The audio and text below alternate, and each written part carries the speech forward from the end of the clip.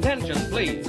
Hello and welcome back inside the Park Premier for podcast number 976. This is Todd. No, Todd, not now. A.K.A. Negative Camera. You know why I've asked you here. You must convince the villagers that I'm harmless. You know, honestly, I don't think that's asking too much, you know? Really. Hey, tonight for your kind consideration, we're going to cover the news because that's what we do. For January 27th through February 2nd of 2026, we're going to cover what everybody was talking about.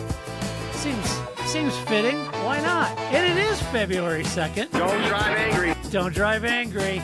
All right, before doing that, I got to bring in my co-host, and you know what that means. I typically have to go all the way to the right coast, if you're looking at a map, of our nation, nestled near our nation's capital in Washington, D.C. You know you're lovely. The redoubtable Grace, how you doing? Doing pretty good, Todd. Good. That makes me happy. That's good. I'm happy you're Still doing well. buried under 700 tons of snowcrete, but you know, we're doing great. Yeah, it is good, and it was Groundhog's Day here in these United States of America, and you know, being a incredible person from Pennsylvania. Yes. You happen to know where Punxsutawney is, and you've been to Punxsutawney. I feel like we have this conversation every year for the last we do have this every 20 year. years, right? Yeah, I've been. All those long-time listeners like, oh, no, not Here we go, Grace in Pennsylvania. Punxsutawney Phil stories. Yeah, no, Punxsutawney Phil. Yeah. It's I went to school nearby there, so yeah. Yeah. In Indiana. The goofball saw his shadow, Grace. That's I don't 6 even more understand. weeks of snowcrete for you. I'm like April. Maybe we'll be free. Right. I mean, you know how it is. It's like somebody parks on the street. I'm like, I don't know what's going to happen on Sunday for the Bad Bunny concert. People are going to park on the street and we're just not going to be able to go anywhere. It's going to be like packed in at a concert. You're going to be like, we can't go to the first car goes. And then we're all just going to be stuck at our houses because there's no street parking and everybody's going to have people over. So it'll be great. It'll be great fun. Great fun. Well, I thought tonight we'd talk about Formula One. Yeah. As odd as it may seem, this happens to be a Formula One podcast. Been doing it for 19 years. Just a little reminder, because if you're newer to the podcast, you'd like to support us, you can do that, because I'm going to say right up front, thank you to our Patreon supporters. We could not and would not do this without our Patreon supporters. Would not exist if it were not for our Patreon supporters. And you can be one if you go to our website, theparkformay.com. And it says support us all over the page. You can find it. Yeah. But anyway, you know, hey, do us a favor, man. You know, come on. All right, let's talk about some Formula One. What are we going to talk about? Well, hey, look, the first collective running of the 2026 first test is over at the Circuit de Barcelona in Catalonia, and it was a closed-door shakedown. We talked about this last week. Right. And so limited access, limited official info. Teams only had 3 running days, 8. So it was all really down to, like we talked about last week, reliability systems, learnings, and the old proverbial who's fastest. I mean, you know you are dedicating it all when you are like the young and effervescent Jonathan Noble, famed F1 reporter, hiking all the way up to Mount Ararat or wherever he was, spying down with binoculars, trying to get a John. Yeah. Honestly, dude. They're not paying you enough, my friend. I don't know what the race is paying, but I guarantee you it is not enough. Because I know, I don't know how high he had to hike, but I'm pretty sure every time I took a step, I'm like, the race is not paying me for this. Not paying me the race is not paying me for this. I'm getting reimbursed for this. And not mileage, not like 5 cents per mile. I want actual reimbursement and compensation for this. Not like this is not in my contract. So, you can see him out there. He's got, lying out. He's climbing, scaling cliffs. Yeah, this is a work hazard. He's got the walking sticks going up there, Poor John. Yeah, man. Oh, the things he does for love. That's right. So there you go. So anyway, just bear in mind, big power unit changes, big aero changes this year. Teams are learning energy management, how to run the damn thing, right? The Not really flaps. chasing gore. The flappy flaps. The flappy flaps. The first true, I would say, open look at this is going to come in Bahrain, February 11th, 13th, February 18th, 20th, something like that. So be on the lookout for that. But tonight, what are we going to cover? Well, we're going to cover the Barcelona Shakedown. We're going to wrap that up. We talked about first day last week. But now that it's done, we're going to do a little wrap up. This is Mileage Wars. And who left with problems? Who left with a bit of a bloody nose? Who had a stubbed toe? We'll talk about that. We're going to talk about the 2026 engine compression ratio, compression gate. I didn't know that. I didn't know that Vettel. I didn't know that Sutil was at Barcelona. The joke would have worked better if I delivered it better, but you know. Yeah, it's all about compression, but this row is getting real. To borrow a word from my my buddy Paul, a row. We don't really use that word over here in the States. No, we don't. It's Nobody in America uses a row. I only know because I watch Formula One. It's like kerfuffle. That's not a word we use either, but it's great. I love kerfuffle. I use it all the time. It's a good word. So it's what I love about the British people, their economy, but I love the analogous mental pictures they can draw with simple turns of phrases. They're brilliant at it. It's great. Absolutely brilliant at it, even to the point of causing controversy. You know, it's just brilliant. That's why I'm an Anglophile. Love my British friends. Hey, guys. All right, so we're going to talk about what else we're going to talk about? We're going to talk about Christian Horner. He's cropped up in the news this week, hasn't he? Has he ever gone out of the news? I don't know. I mean, the guy's like everywhere. He's the new Eddie everywhere. Yeah, I know. He is like Eddie everywhere. But I watched an old video of my marriage, and he played my best man. I had no idea. Yeah. So that's crazy. Wow, that's... yeah, he's everywhere. It's crazy. So anyway, we're going to talk about him and link to Alpine. I also love it in America. Everybody, they don't even bother. It's just Alpine. Yeah. It's good. Let's see. Williams, we talked about that last week, missed the Barcelona entirely. Damage control continues. Early driver program notes. We're going to talk about some of those. You know, Lando's number one. Woo! Lewis Hamilton has that mid optimism that he's somehow mustered up. Plus stuff that actually matters. Also, we're going to have some quick hits. We got Jenson Button in the news. We got Fred Vesti in the news. And your friend and mine, longtime listener, you know he's a listener, Bernd Mylander. We're going to talk about him too. All right, nice.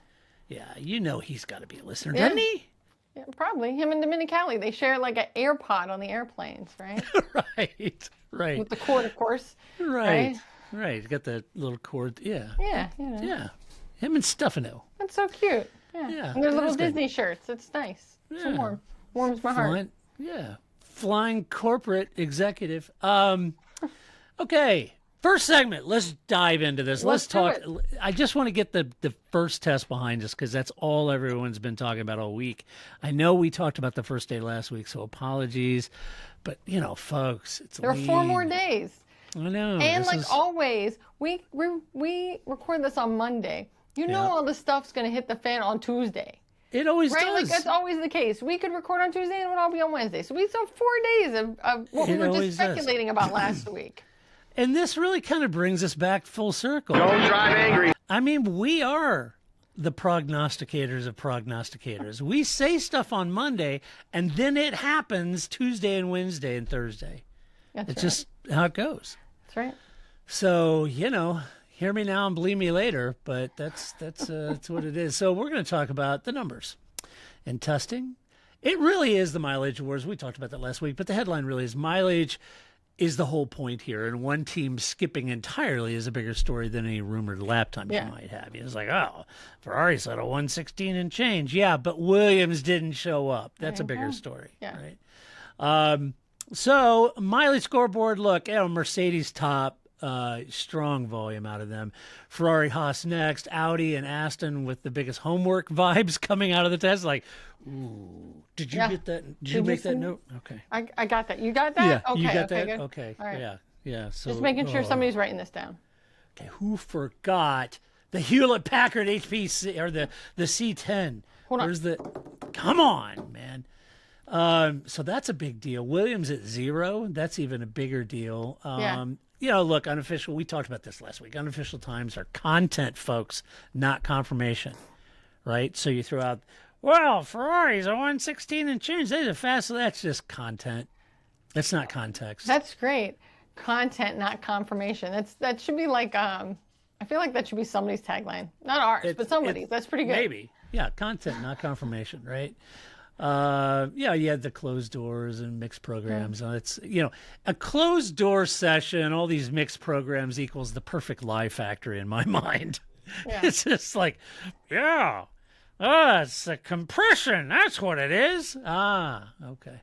Yeah. So, you may ask, you may be sitting there, you may be asking yourself, You may my ask God, yourself. what have I done? This is not my beautiful test. You may ask How yourself, did I get here? how did they get there? Who looked healthy? Or if you're Williams, how do I get there? How do I get there? I mean, it's not like we're Zoran GP showing up with Toyota chassis and no tires. Yeah, that happened. Look that Those up, were the folks. days. Google that. You And goofy yet that bastards. didn't get included in the Formula One movie of all the random things they Yeah, put in why there. didn't that make it No, in? no Zoran GP just rolling up to the track randomly? Yeah, we bought these used Toyota chassis. We're ready to roll. We're I mean, we good. don't have a Let's do tire it. supply because they won't give us tires. But that's not on us. We're at the front gates. They won't let us in with That's our right. Toyotas. I don't know why. Zoran GPs. I don't know why. All these new young folks and influencers to Formula One, I do love it. They're all like going and Googling Formula One history and then doing these big reveal videos and stuff about stuff like, did you know back in blah, blah, blah. I did. The I lived worst it, my crash. friend. Yeah, I was there. I lived it. I Yep, think, it was there. Saw it. Been there. I like throwing out the obscure ones and then like 3 weeks later they crop up on YouTube. You're welcome for the content, man. Least you could do is give me a nod. I'd act like you found that on your own. So who looked healthy versus who looked stressed? That's the big question. okay. So I thought I'd be cheeky about this and break it down to green flags, yellow flags, and red flags. So let's talk about the green flag group, shall we? It's got to be Mercedes. They were 1,447 miles of testing. George had so much joy in his persona, right? He had high pro glow, like Purina, your dog food, right?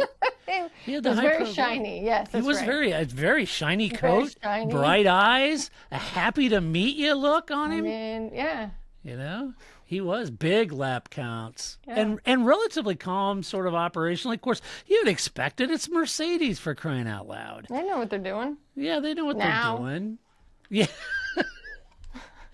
They did know what they were doing, then they didn't, and now they do again. And now they do. We're just That's not going the to talk idea. about the we didn't part. We're just Yeah. going to focus on the parts where they did.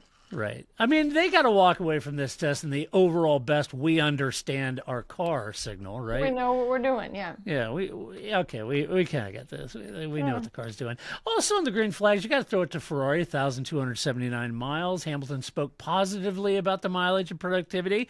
And right now, you got to think, getting something positive out of Lewis about that Ferrari is actually a good thing. Although one can't assume that he's not just gleefully and joyous because of his new person he's dating. So that could be skewing his commentary here.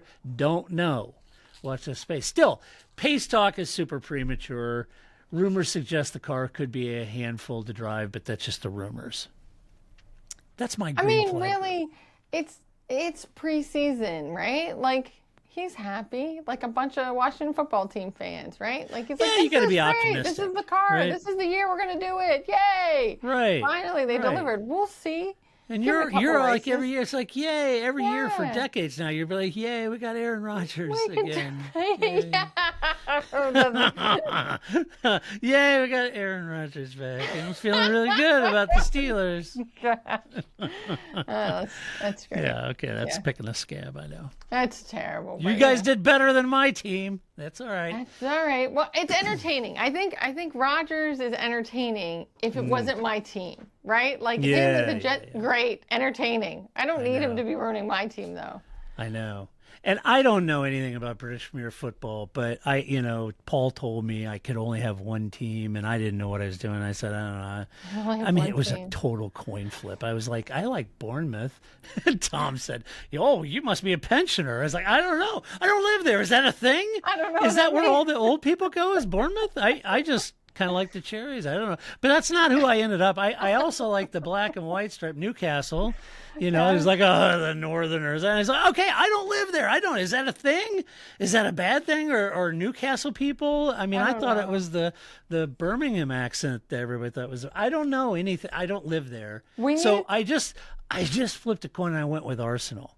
Well, come to find out, that's the quickest way to get on Paul's S list. Yeah, because he's a West Ham fan, right? So he's really hating on me now because Arsenal's doing well. So I just think, I mean, what you just need is a bridge, right? A map of how we Americans talk about people. Like, oh, okay, so they're like the Dallas Cowboys. Got it, right? Got it. They're America's team, but they never win. Got it, right? Like, you need some, I got that context. Right. But I don't have the context over it. It's like, I don't know. I mean, I've met, the only British people I ever met that I thought was a little frustrating were Tottenham fans. So I thought, well, okay, that's a big blanket to throw over Tottenham fans. I don't know. Over Spurs fans, that's pretty bad. But anyway, I don't know. And then I find out later that Lewis Hamilton is an Arsenal fan. I didn't know that. There you go.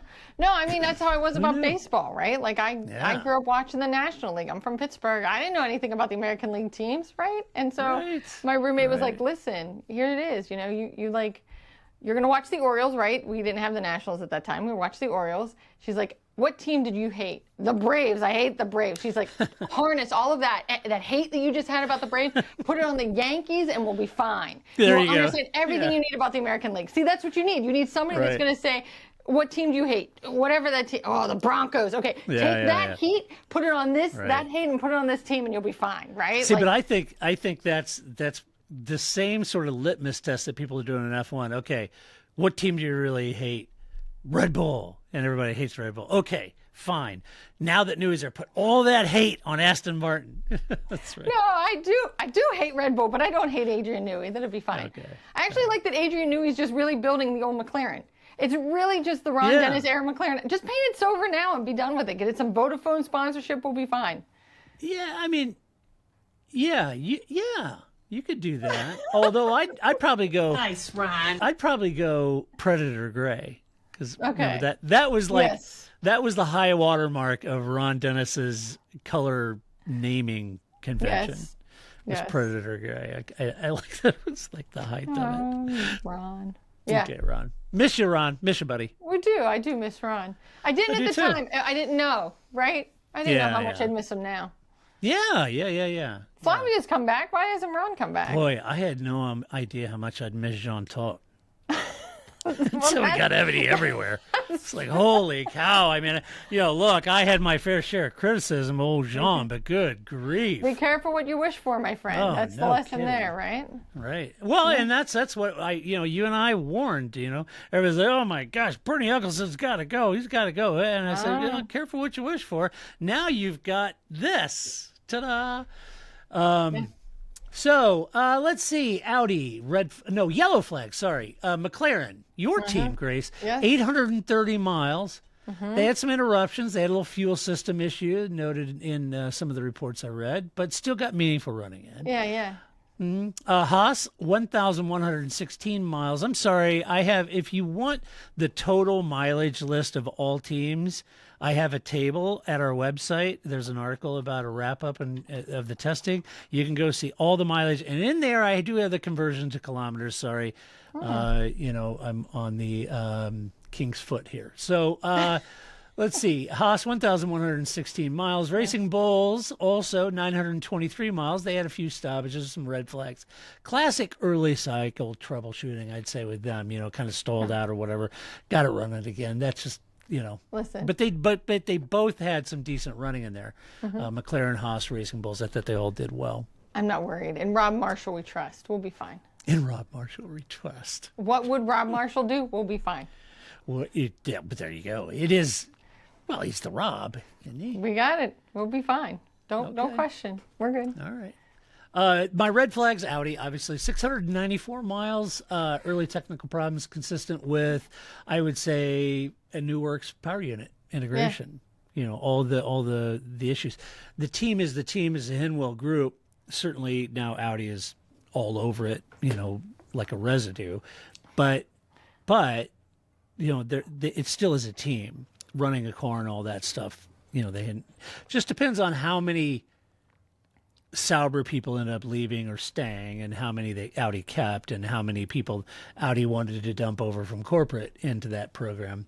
Hard to know, but you know, it's not like they just started with a white sheet of paper and says, okay, well, right up front, I think we're going to need 4 wheel changers, and a chassis. Yeah, okay. Yeah. So I would say that's just sort of PU integration, power unit integration into the chassis kind of issues, and getting that power unit working in the window with the reliability, which is, and you know, it's an unknown for Audi. It's a brand new engine program, very much like Red Bull. Aston Martin in the red flag, 188 miles is all they had, and their late arrival, very low mileage, basically equals the one situation that actually deserves a little bit of mild panic around this. However, I will say that the whole radical Nui design had a lot of tongues wagging all week about that design. I mean, we've been talking about this for what, like 2 years, right? Like, of course. It's like we've been hearing about this boyfriend of yours, right? Like, we finally are getting to meet him, right? Like, right. Of course. It's the 2026 car. That's all we've been talking about. Here it is. Look, it's push rods in the rear. It goes into the upper pylon, and it's really radical in the intakes. And yeah, it's Adrian Newey, man. So that had tongues wagging all week, and then it really boils down to if Honda can build a reliable lump, you know, then there could be a surprise here. Who knows? Or a GP2 engine. We'll see. It'll be fun. Yeah. And if it is, Alonso will let you know. But on the flip side of that, I think, you know, it could be a surprise there. Some people say, well, why wouldn't Honda? You know, Honda just won the 4 titles of Red Bull. That's true. But again, brand new engine regulations, brand new engine development, no MGUH. Yeah. There's some other things. 50% of the power comes from electric. Mm-hmm. It's, you know, it's a serious change. So even Honda, as well as others, Mercedes, Ferrari, everybody would have the same challenges. So where does all that leave us? Well, is mileage the new quality? Well, no, but it is the new correlation advantage, right? In a fresh regulation year anyway. It's also a very good indicator of power unit reliability, system checks, proving out the workflows of the teams. Can you imagine, Grace, walking in there with all the developed workflows and processes and strategies of how to run that program? There's a lot of detail there. So all of that has to be worked through, and that's really what that first test is about. Yeah, you're working the gremlins out, right? You're just dusting out some cobwebs, right? Seeing what's going. It's just it's like a little pre-test. You know, you're just gonna, send your survey out to 10 people, see what they think, right? You're not sending it out to everybody. Calm down, shaking out, making sure what you think you're collecting is what you're collecting. It's fine. Yeah. And so you may be asking Grace and I, well, all right, fine, but who won at Barcelona? Well, my opinion is that the team that learned the most without showing its hand won. And I think that a lot of people might suggest that that's Mercedes.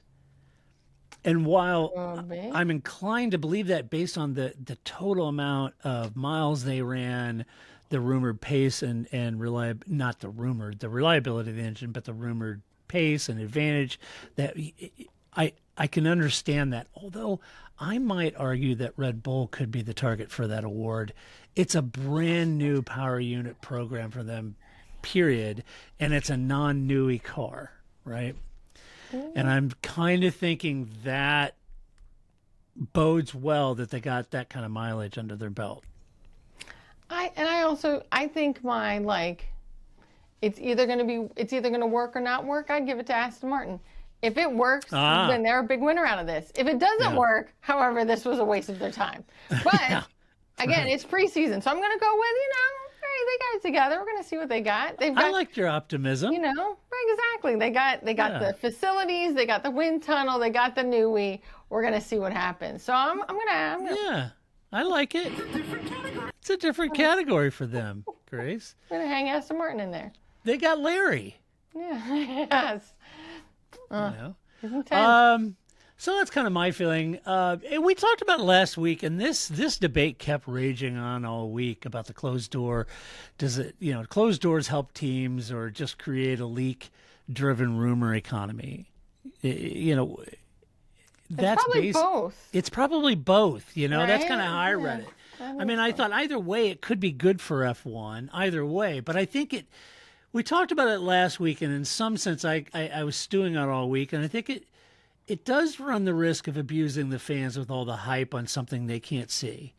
And then the shakedowns and testing is something that fans are eager to watch.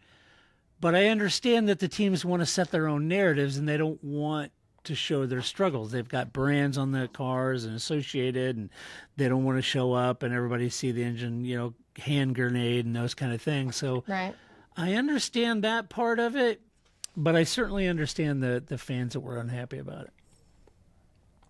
Yeah, I mean, I think that goes.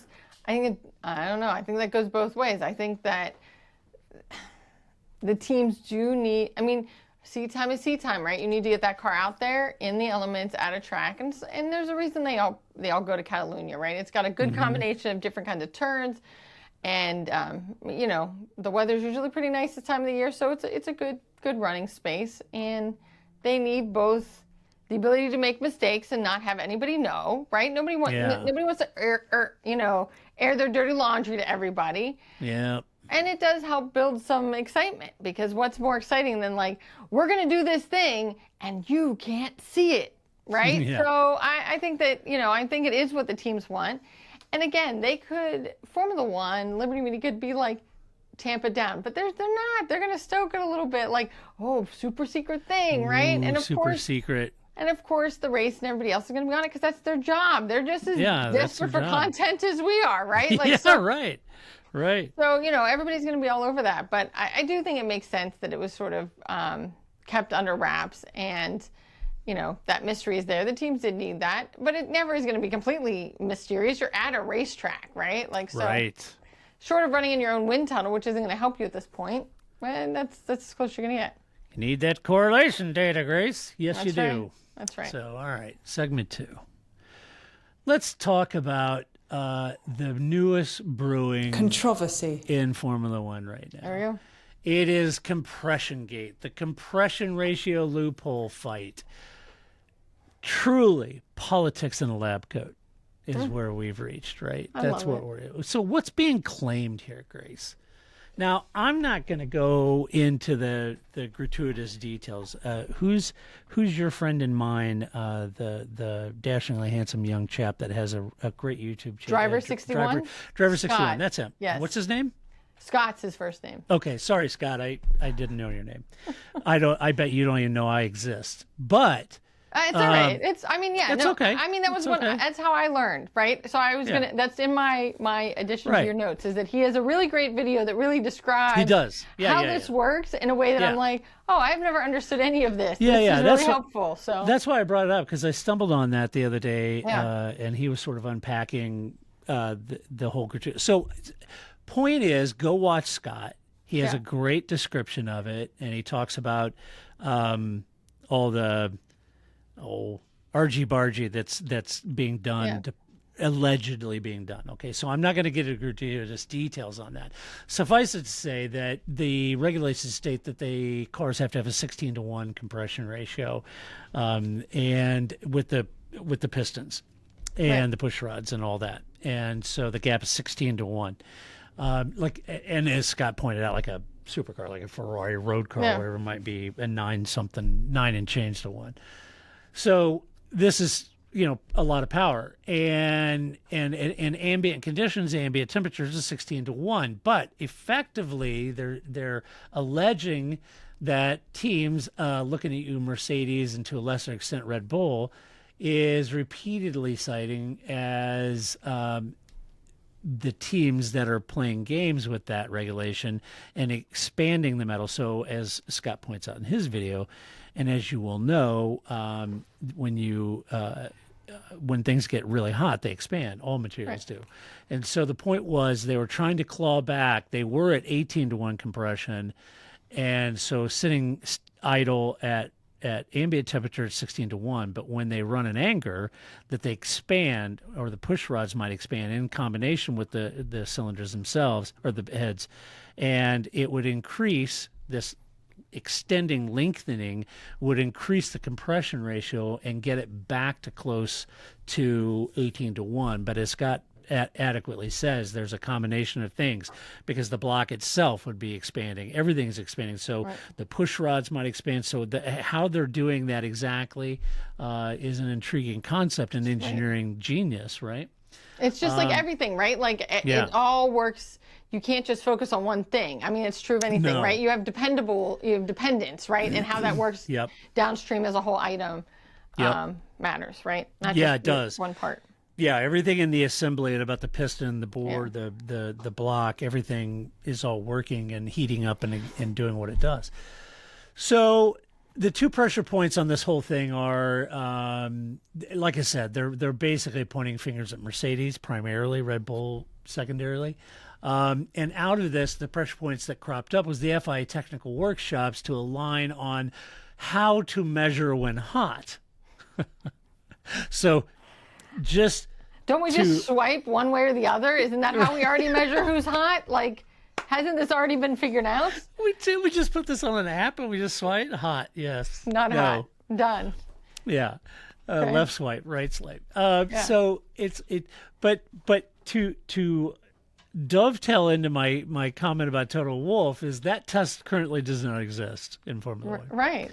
All right. And then there's a power unit advisory committee meeting where next steps could be formalized. So I was thinking, okay, what's the skeptical framework around this argument? The assumption to attack is the old adage in Formula One, where there's smoke, there's fire, right?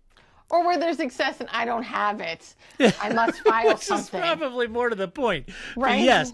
Yeah, and remember you and I back in the halcyon days, let's call them, when you and I were having so much fun with each other over Ferrari's flexi wings. Sure, right. And we were having so much fun with Ferrari's fuel delivery and that's right. all of that good stuff. Yeah. So anyway, so and a lot of that was kind of down to the point where, look, okay, I don't know if all of that's true about what McLaren may be doing or what Ferrari may be doing, but where there's smoke, there's fire. That was the general consensus. But the counterpoint to that, I thought, is maybe, but this is a pretty granular issue. Yeah. And I was thinking this could be, and we've seen this before, this could be preseason narrative warfare, in my opinion. Plant suspicion early, force rivals to defend, and push regulators into clarifications that may blunt an advantage. Right. Right? We've seen this before. They tried it with the double diffuser. They, and there's been times what was it, Mercedes brick system with the push-pull steering wheel, right? Yeah. Those kind of things. Yeah. We've seen this. I was referring to this as the asking for a friend. Yes. I'm just asking for a friend. If I put this on my car, would it be legal?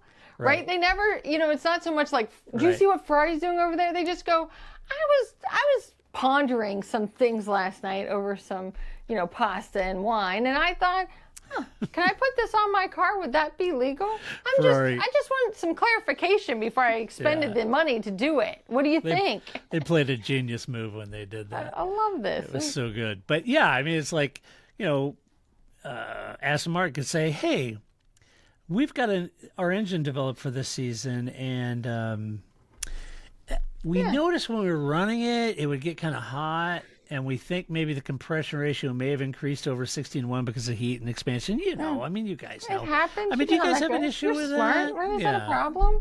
And FIA goes, well, yeah, we'd have an issue with that.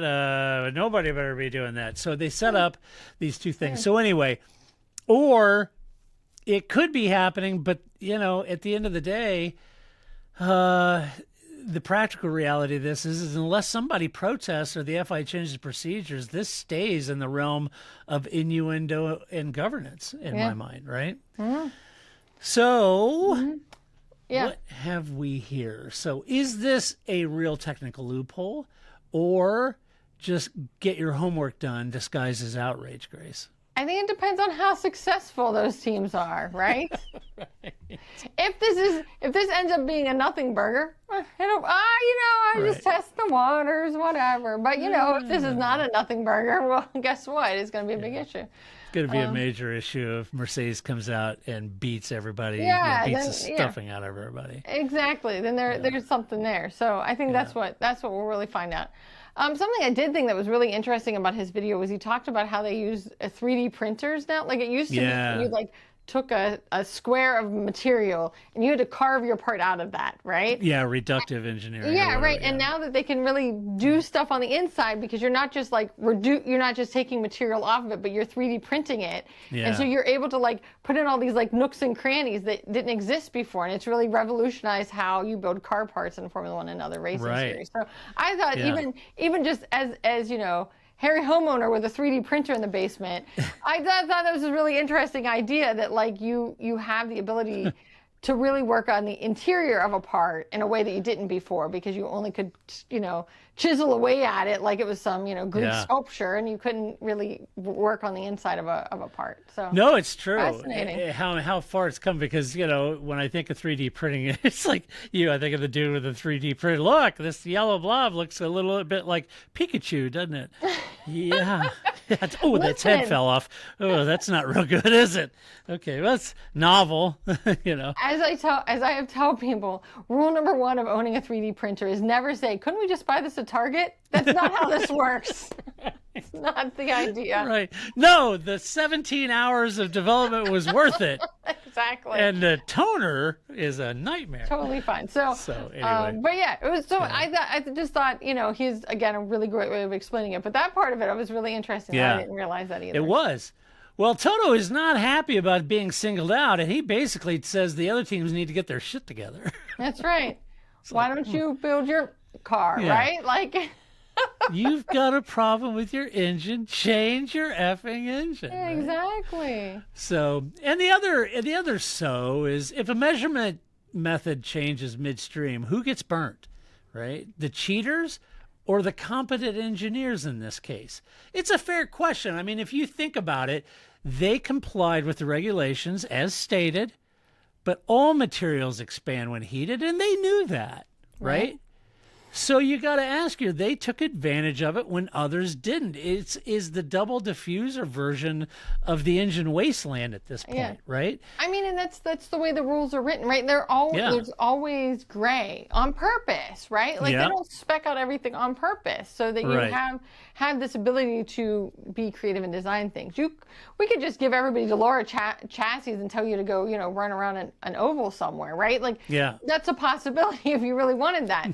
But that's not really how Formula One works. So there's always going to be this, and this happens all the time. It's just that right now there's no news, and this is such a big thing that it's getting a lot of press. But I think, again, once we're 8 races into this, if this turns out to be a nothing burger, we'll never talk about it again, right? Because there'll be other things that'll occupy everybody's time that we'll be talking about, especially because this is an interior part, right? It's not like the wings we can see. It's not like flexing, right? We can't show you video and have Kratzy go, see, right there, it's flexing. See, there's no way we can see the compression ratio with our eyes while watching the cars go around the track. So it's not gonna stick for very long for us as viewers, because we're gonna go back to talking about chassis colors and tires, because that's what we can see. Yeah. So. Yeah, it's also interesting. I think Toto's and the engine supply that they provide to McLaren, which has won the last 2 years, right? And the element about, McLaren using those engines, and is that just a natural, if this is actually happening in anger when the engine's running at full temp, is that something that you have to do differently in the engine setup, engine mode, engine whatever? Is that something, because I was thinking about that. If you and I and Toto own the Mercedes engine development program for this, and we also sold those engines to Williams and McLaren, we don't necessarily want our team beat by a Mercedes customer. Nope. And B, if this is sort of a trick thing that you have to harness that additional compression and those kind of things, if there's some sort of element of energy, you don't necessarily want to tip your hat to McLaren or Williams that you're Right. gaining back, 18-to-1 compression versus 16, right?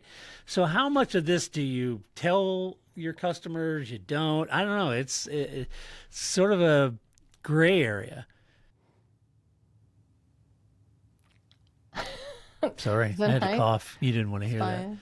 So, yeah, I mean, what does it all mean? I don't know. Actually, I think that's the more interesting angle. Not for us as fans, but if you're McLaren, you'd like to know this information.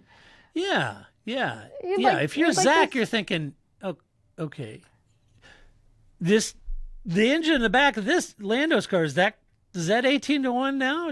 I'd like to know. Yeah, I'd like to know. And if Mercedes gets hammered by the FIA and found to contravene the regulations, that impacts Mercedes, McLaren, and Williams. Right. That's right. So anyway, watch the space. Think about Williams. They don't need this. They don't need this. They didn't show up for first test, man. They don't need engine drama. That's right. They don't need this. So anyway, all right. The other big story this week has to be Christian Horner to Alpine. Investment chatter. Oh my goodness. But is it a comeback or just ownership? I don't know. That's what I'm asking myself. He's never left. I swear. He's never left. So he's on gardening leave until the spring. Have we stopped talking about him? No. Everybody's still talking about Christian Horner. He's never left. I know. He's just the specter that hangs over the sport. I know. Running around in your skinny pants. We're big pant people. So what's confirmed versus speculation? I don't know. The reporting says that Horner is among a group of exploring investment tied to the minority stake currently held by Otro Capital. Alpine acknowledged his interest, it says Reuters. Yeah. And Christian Horner had a comment and said that he had unfinished business in F1. Dun, dun, dun. He's gonna shiv somebody. That could be anything. He's gonna shiv somebody. I have unfinished business with Formula One, and I just go to the races and sit in the stands. I can't imagine what kind of unfinished business that Christian Horner has. I've got unfinished business, and I'm not dating Kim Kardashian or trying to buy a team. See, that's what I'm saying. Like, of course he has unfinished business. You're Christian Horner. You're the person you're probably the source of most people's unfinished business. He might be. The nuance to this is, it doesn't necessarily mean he becomes team principal tomorrow, but I am very curious about the whole thing. They're missing one. It's a capital/ownership angle that's being talked about. That's a very different power structure, very different incentives, very different overall team structure, right? Right. Although I got to be thinking, just to do a skeptic check, I think the assumption that an investor like Christian equals instant performance fix, I don't think that's the case.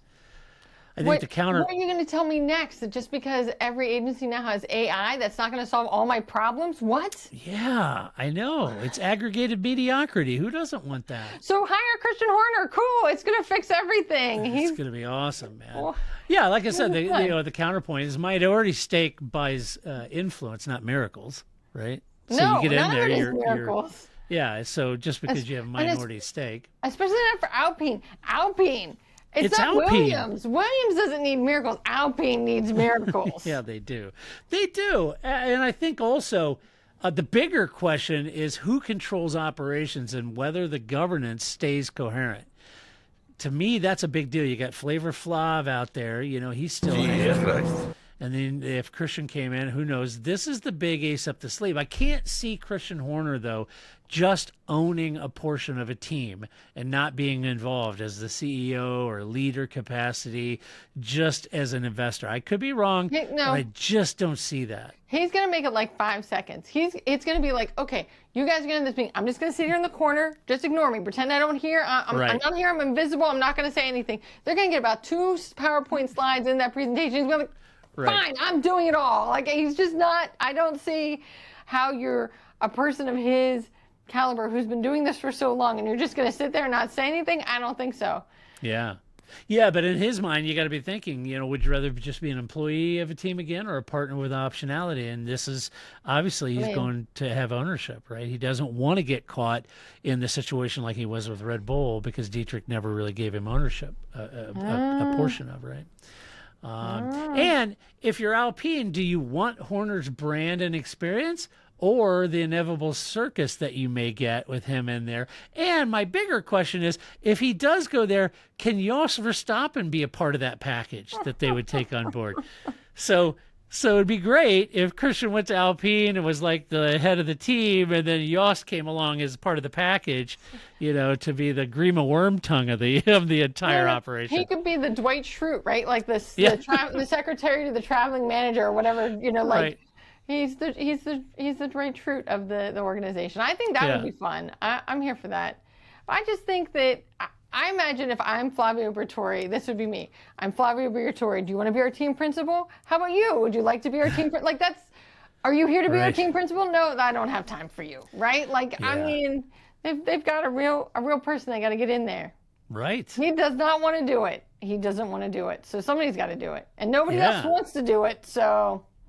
But here's the good news. I think out of the first test, everybody's been really impressed with Alpine and the new Mercedes. And that's good news for the team. So who knows? Yeah. Oh, let's hope it sticks. They're on a path to rude success. Maybe. I don't know. After all these years, finally ditching that Renault lump, and now they get success. That's my prediction. I don't know. I can't do it. I believe Audi's going to have success over Alpine having success. I am not ready. I'm not ready to make that commitment. Do you think Audi and Cadillac will do better than Alpine this year? How are we defining better? By points haul, you would hope that Alpine does better than both of them, right? If we're just looking at how many points you have at the end of the season, you would hope that Alpine has 3 points and they have 0 points, right? I'm not saying that Alpine's suddenly going to have, 100 and some odd points, right? Yeah. They're still going to be towards the back end. So I guess I would expect if we were just talking points hauls that maybe that's where Alpine would be successful. But I don't see how. Maybe Haas.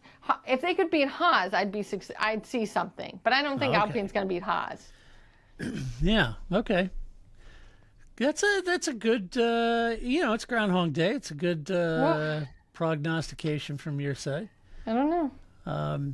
I think Alpine could be kicking it with Williams up there. Oh man! They got a Mercedes in the back of that car. I don't.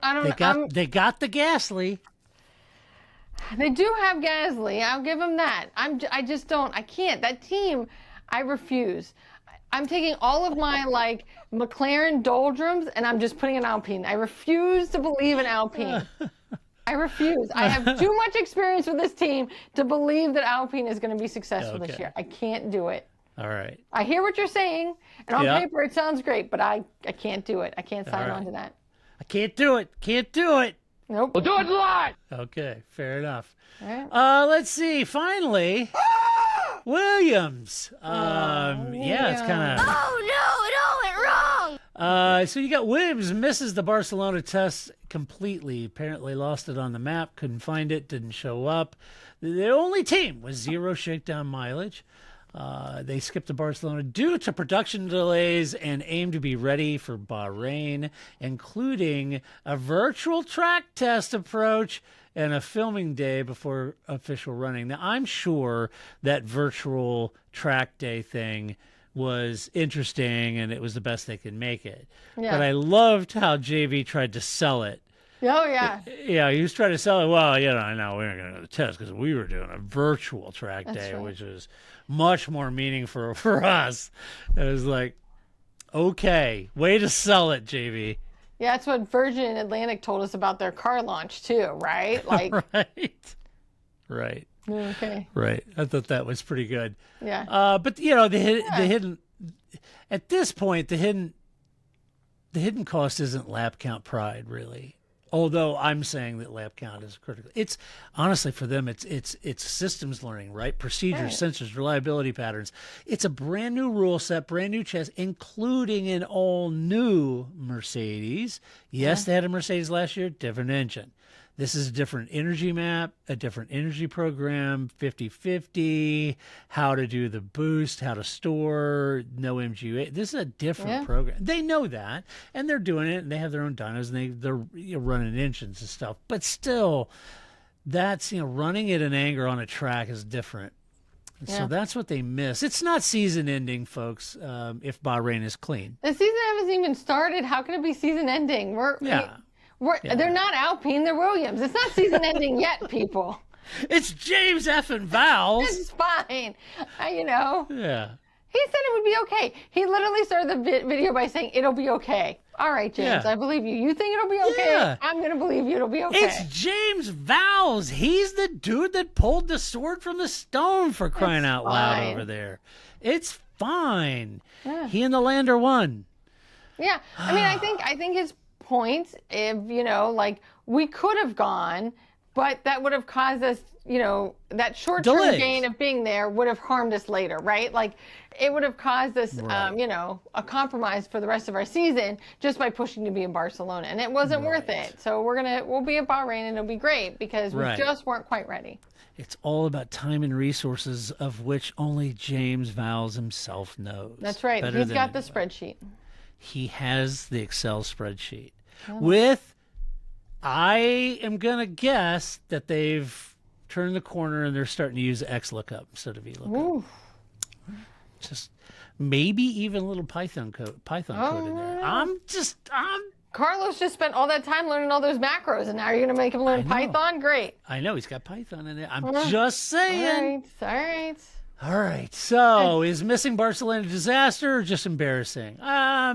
Not a disaster, more embarrassing. Yeah. Wouldn't you say? Yeah, I do. I think It's so. James. Again, if it was Alpine, I'd be like, disaster. But I mean, it's Williams. I believe that it's legit. That he's just like, we just needed 3 more weeks. We'll be okay, right? Because he's shown us that that's the case with Williams. Right. So I have some faith there. So the next is this. What's the minimum viable Bahrain test for Williams to reset to neutral? In my mind, it has to be serious mileage in Bahrain. Lots of mileage.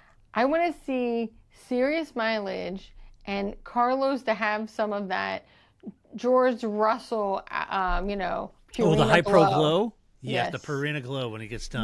That's what I want, because Alex Albon's very good at playing the but no, Carlos Sainz doesn't play that game. So I want some of that George Russell glow coming off Carlos Sainz, and then I'll believe it. Okay.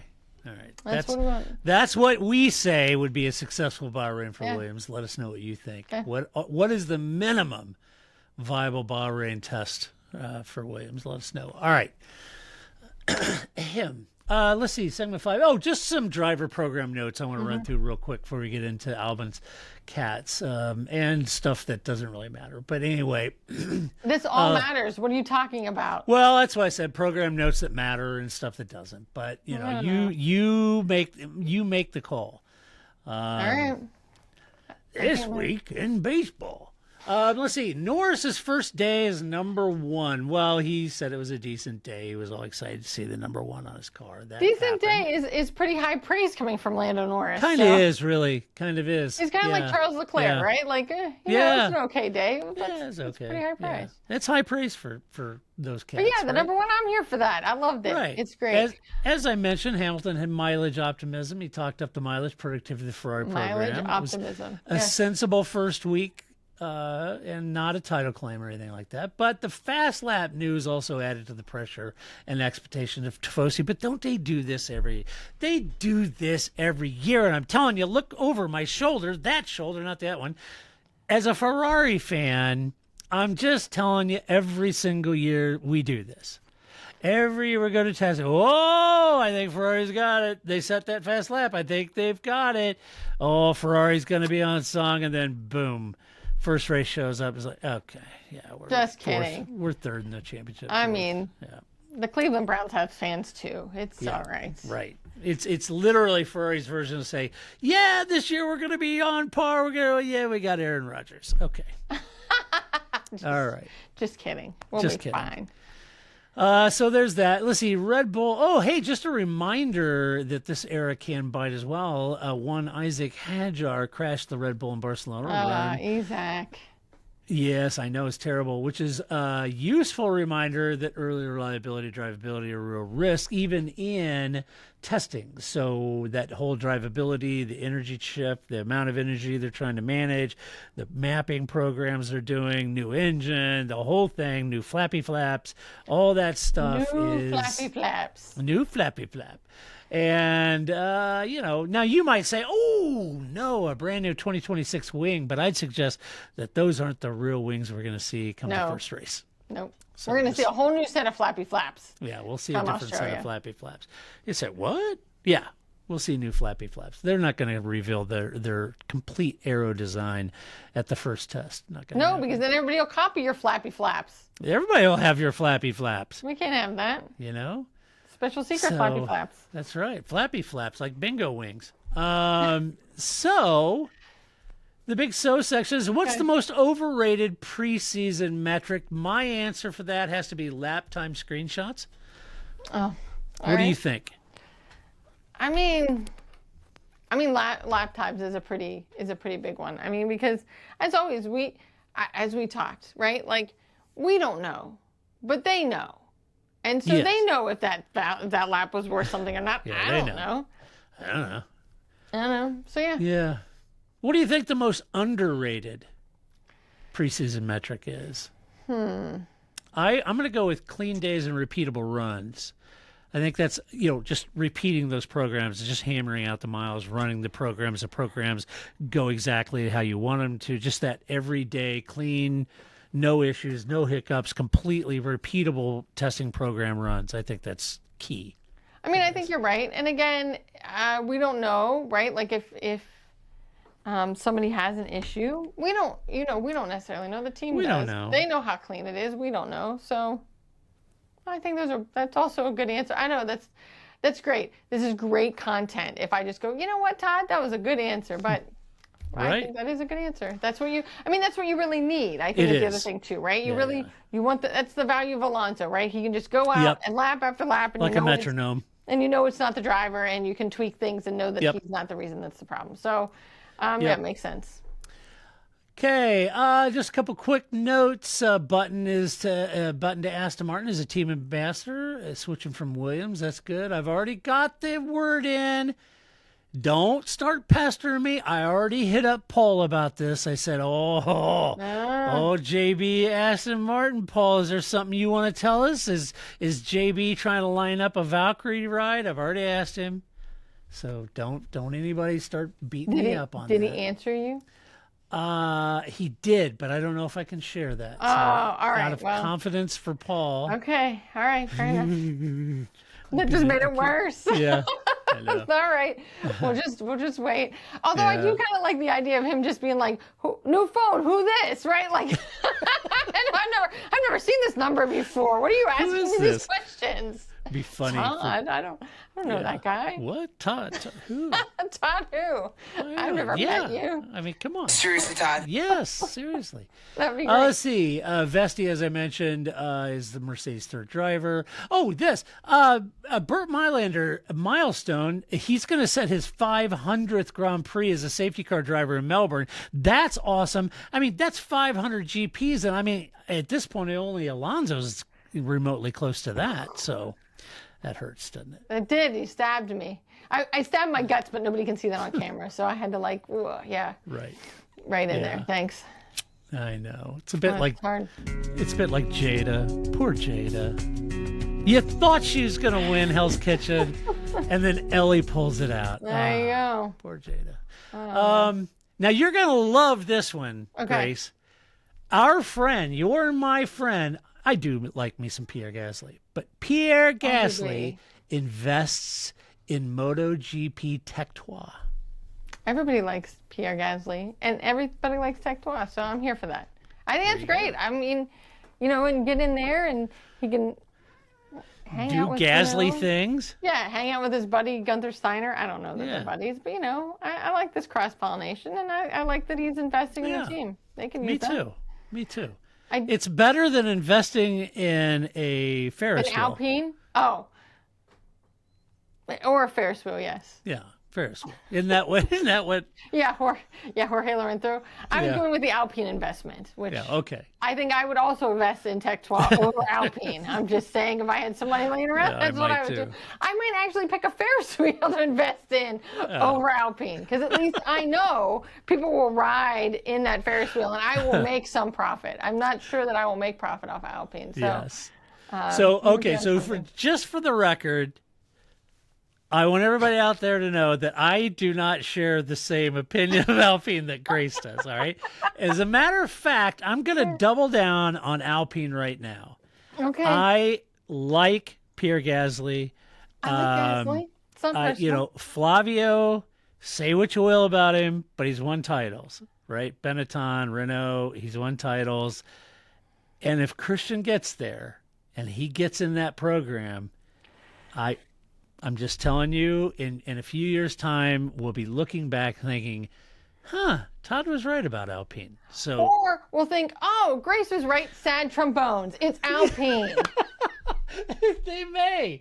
Yeah, they may go, you said sad trombone. Yes. Yes, they may look back and say, see, Grace is right. Todd was talking out of his backside. Either one is possible. I mean, again, either one. We're preseason, right? But I think that that's fine. That I'm glad that somebody on the show has some optimism for Alpine. Down. It's just not It's me. It's me. I did want to say, though, I love the idea of Jenson Button. I know that he's just going to be, an ambassador and just do like PR and stuff. But I really just want a reunion between, Jenson, my friend, and Fernando Alonso. I want them to do more unboxed videos together.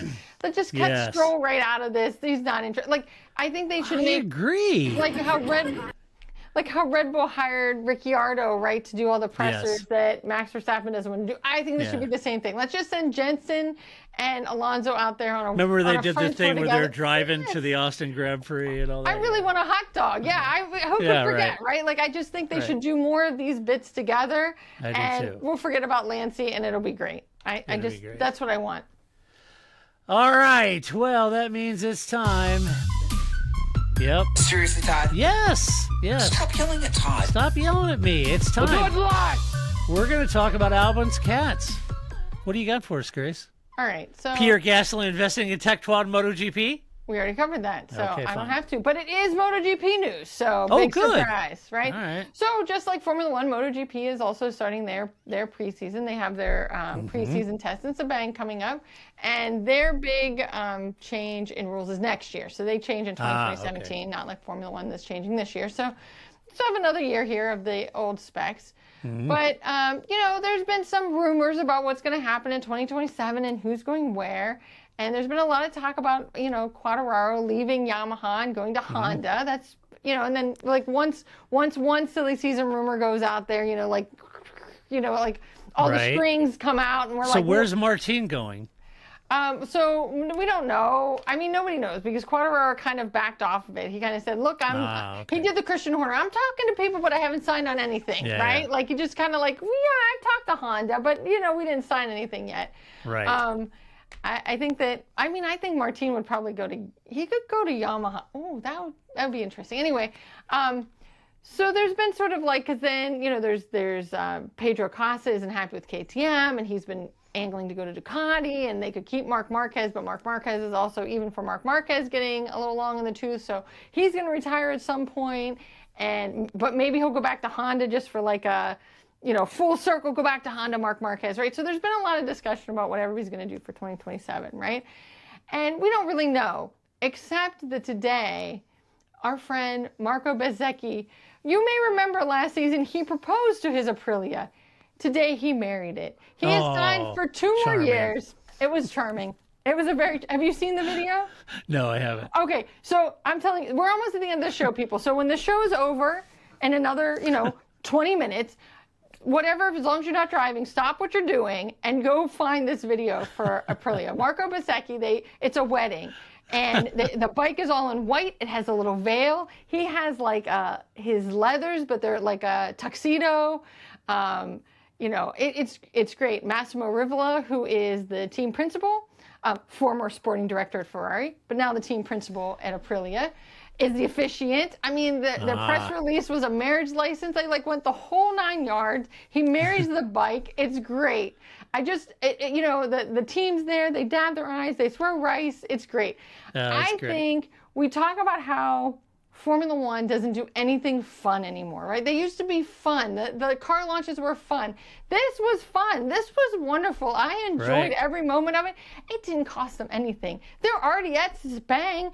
All they did was line up some chairs and hire a violinist, right? Right. You can do this Formula One. You just be creative. It doesn't have to cost a lot of money to have some fun. So I just think everybody watch this video. It's great. I just wish there was some more of this, of Aprilia that takes themselves very seriously. They're being very successful. They're getting a lot of success right now, but they sort of haven't lost that. That's what we love about Gresini, right? That they're successful, but they're still Gresini. We kind of love that they're kind of like the fun team, right? Right. And we really got to see a side of Marc Marquez at that team that we don't usually get to see. So yeah, have a little fun, Formula One. Loosen it up every now and then. It doesn't have to be quite so tight all the time. I agree. And people will still take you seriously. We'll all still keep watching your sport. Just, have a little fun with it. It'll be okay. I agree. I totally agree. I'm all for the fun. Yeah. I agree. All right. So, Are you ready for some no shit headlines? I am ready. Okay. First one up, Sky Sports presenter 46 lands shock role as driver with Mercedes F1 team for the new season. No, it's not Karun Chandhok. Dang it. No, I don't know. It's Ant. Ant Davidson. I was trying to do the math. I'm like, who's 46-ish? Yeah. Ant? Yeah, okay. Ant's awesome. I love me some Ant. I'm here for that. He's not a listener, but love you, Ant. He's a good guy. Next one up, F1 legend Sterling Moss's 2 children in bitter row. See, there's that word again. Row over his £20 million fortune as family to head for blockbuster court trial. That's brutal. Wow. That's not good. No. Oh. Yikes. Hate to see that for the Moss family. That's not good. Let's see. Next one up is F1 Grand Prix set to debut incredible lifelike super yacht club with pool and cocktail bar at the 2026 race. Please be at Miami. Please be at Miami. In the fake They pool, have a fake right? super yacht in the parking lot. Yes. Yes. Please debut in Miami. If there's a God and he has a sense of humor, that's where that'll happen. In Miami. Let's actually build a big, huge yacht, super yacht, Oh in my the parking lot. We'll get up a little pool, throw some water down there and stuff. That'll be perfect. And what we're going to do is we're going to hire Ted Kravitz to be the captain, because that would be great. Ted, the whole time, just being snarky as he is about this whole fake yacht business. That's right. I love it. What are they going to drop? 10 grand, 20 grand, 20 large just to go, 10 large just to go in there and sit in a fake yacht in a parking lot? That's great. I love it. Sorry. In the sweltering heat. In the sweltering heat, yeah. Do it. No thanks. And then finally, Lewis Hamilton's thoughts on Kanye West, crystal clear, as he starts dating Kim Kardashian. So, well, I mean, I don't know. So first of all, you never, in the olden days, you used to never know if these things were true or not, especially when they come out of the British press. Who knows? The British press does its own thing, right? But now I'm like, how much research do I have to do? Is this a real thing? It is apparently a real thing. They really were seen cavorting around in Paris. Who knew? Right on, people. There you go. There you go. Kim K, LH. Yeah, hanging on I Paris. chose not to date Kim. Yeah. I just You chose. You lost her number, right? yeah, I just wasn't that into her. You know, Wasn't my thing. wasn't my thing. So there you go. Chloe maybe, but yeah, Kim not so much. Yeah. So there you go. All right. Okay. Well, hey, that does it for this week. Let us know what you think about the news, the testing, anything else you want to do. Look, it doesn't. I talk about low effort, folks. Low effort is watching this video on YouTube and hitting like and subscribe and the bell icon. That's incredibly low effort. Another low effort thing is just go to our website. If you want everyone's total lap mileage and kilometers, you can see all that in that article. And a lot of other things you can see there too. But if you like the podcast, give us a good rating on your favorite player. That would be nice. Liking and subscribing to our YouTube would be nice. Sharing our podcast, sharing the YouTube would be really nice of you. I'm just asking. So that's all you got to do. And then we'll be back next week. We'll be covering whatever news there is to cover and what matters and sometimes not what matters, but we'll be covering that. And until we do that next week, this is Todd, a.k.a. Negative Camber, saying so long, Grace. See you next week. That's it, man. Game over, man. It's game over.